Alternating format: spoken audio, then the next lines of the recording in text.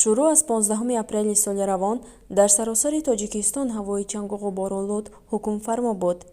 тӯфони ғуборолуд ки одатан онро дар тоҷикистон тӯфони рег ва ё ғубори афғонӣ ном мебаранд, метавонанд ҳазорҳо километрро тай кунад, зарраҳои хурди чангро ба ҳаво бардорад ва онҳоро ба қабатҳои болоии атмосфера партояд. чунин вазъи номусоиди ҳаво метавонад барангезандаи бисёре аз бемориҳо бошад. тоҷиддин назиров, табиби бемориҳои дили маркази вилоятии бемориҳои дили хатлон, дар суҳбат бо мо гуфт: таъсири манфии бод ҳавое ки мисол имрӯз хоколуд аст ва бемории системаи дил рагҳои хунгард таъсир, агар ки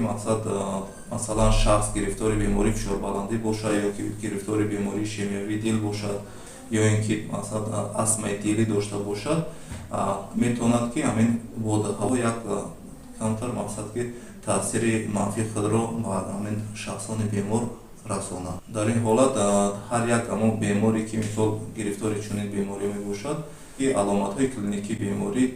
камеам бошад ё ин ки шикоятҳои мақсад бемор зиёд гардид, бемор худро нороҳат ҳис мекунад. кумитаи ҳавошиносии тоҷикистон хабар додааст, ки ин вазъи номусоид идома ёфта, аз 19 то 22 апрел саросари кишварро ҳавои чангу ғубор фаро мегирад. мутахассисон гуфтанд, ки боди хушк аз шимоли Афғонистон ба Тоҷикистон расида сабаби хокбориш мегардад. барои муҳофизат аз саломатии худ, табиб чунин гуфт: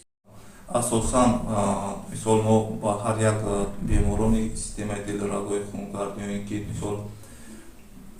дигар бемориҳо ки бошад аз ҳисоби дигар системаҳои мақсад организм, ба онҳо ҳамчун табиб тавсия доданем ки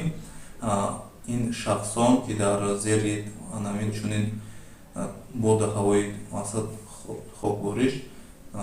камтар кор кунанд ё ин ки камтар сайргашт кунанд, чунки беморӣ ки дар организми онҳо ҳастад, ана ҳамин беморӣ авҷ нагирада, аломатҳои клиникии онҳо пайдо накарда ва баъдан мисол оризаву чунин мисол оризаҳо